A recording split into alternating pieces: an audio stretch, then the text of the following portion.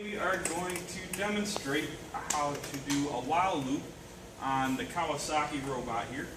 And first things first, we need to teach it the points it's going to go to. So this is the teaching pendant. This is a dead man switch, so always keep the thumb on that. Turn it on, turn the teach on the robot, and turn on motor power. Alright.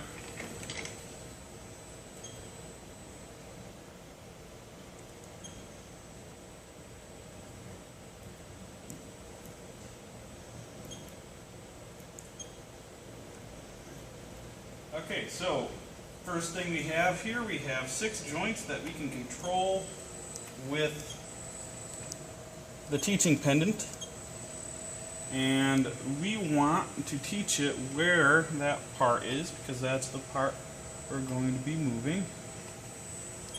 Tissue box.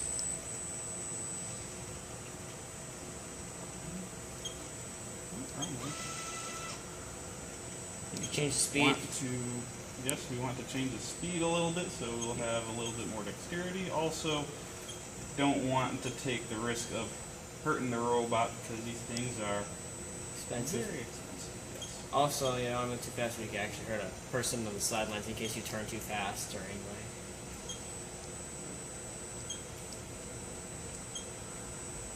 But yeah, we're teaching the points right now, so once we get in play, then we'll put it on here, and we'll call it here box, or here toilet brush, or here whatever. Here is the what we use for saving the spot. And after that, when you say here, you have to put initials or something to basically mark that spot. But you want to give it a nickname. So, here part. Here part, we call it here part. Now, one important note is that the name of the location has to be the same as the locations in the program, or else it's not going to know where to go. Yeah, it's going to be confused. And it may possibly follow another person's code. And then you go out of there. Usually you have a save point and a box point where you deliver. That's just what we're doing right now for our job, is that we're picking a pickup, safe, or drop box, and then safe. So, well, let's make this one safe. So, enter here safe. yeah.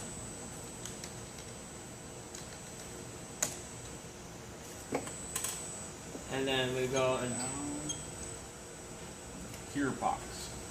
and then we type in here box. Now you can also do some measurements to find out how much distance it takes to go one place to another by just subtracting some points, and they'll teach you how many millimeters you're going off in your question, your distance movement. So we have the points that we need, so I'm going to take it off teaching mode.